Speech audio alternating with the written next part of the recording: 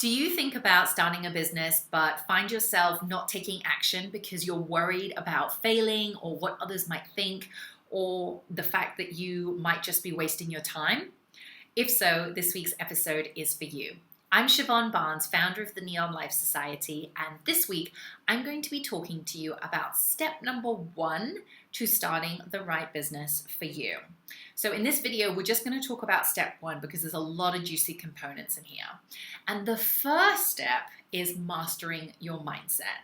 If you've been following me for any length of time, you know how much I am passionate about mindset because it is critical. It is the foundation that you have to get straight in order to be successful in your business.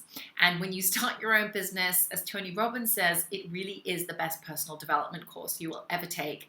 And there will be challenges. And so you've really got to get mentally fit to deal with whatever comes your way. So the way I like to look at mindset is how you deal with things. So mindset is really about your approach. Are you somebody who is open to challenges? Are you somebody who is available to make mistakes? Are you somebody who worries about judgment and criticism from other people?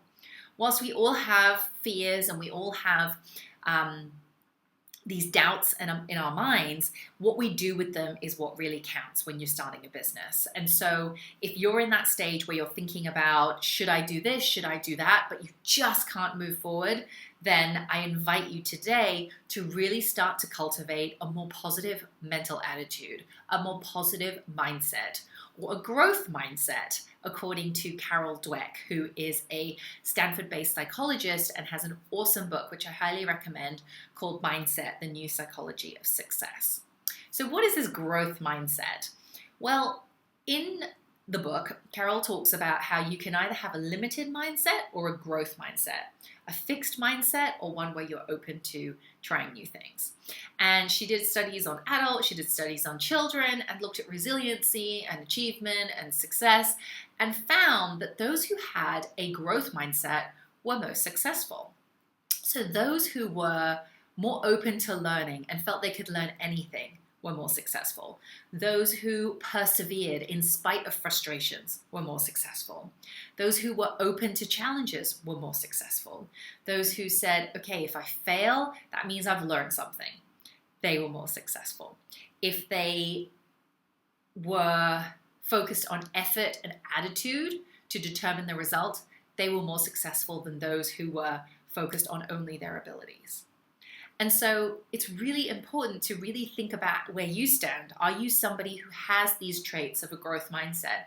Or are you someone who has more of that fixed or limited mindset where you think, I'm either good at something or I'm not. If I'm frustrated, I'm just going to give up and walk away. I don't like to be challenged.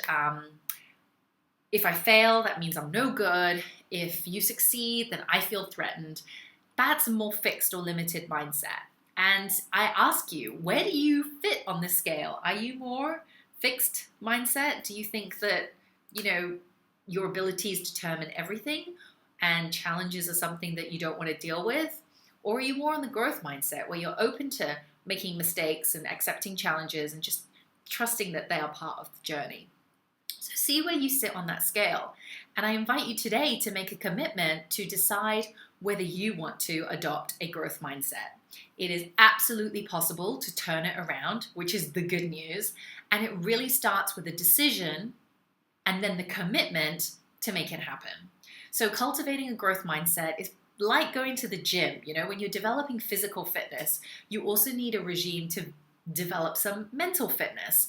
And so I will share a couple of tips and tricks that you can do for that. But first, make a decision. Are you committed to adopting a growth mindset? And are you willing to do what it takes and cultivate a practice that will get you there? I invite you to leave a comment below because I really want to hear where you sit on the scale and whether you're up for this commitment.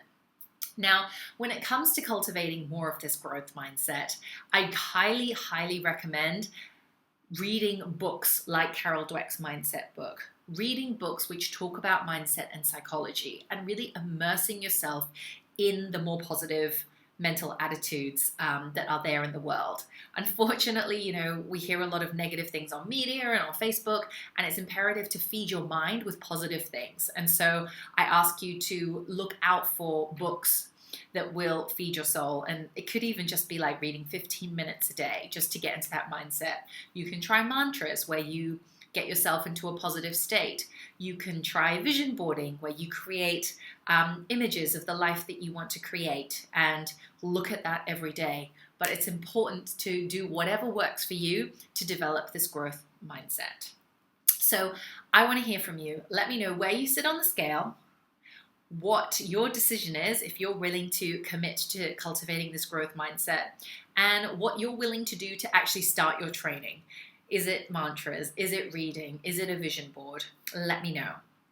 And when you build up this really important muscle, I guarantee that starting your own business and the journey of entrepreneurship will become easier because you're just ready and prepared. Keep going for that business dream of yours. There is nobody in the world who can do what you do the way that you do it, and take action to mastering your mindset. Until next week, I wish you a beautiful, beautiful week.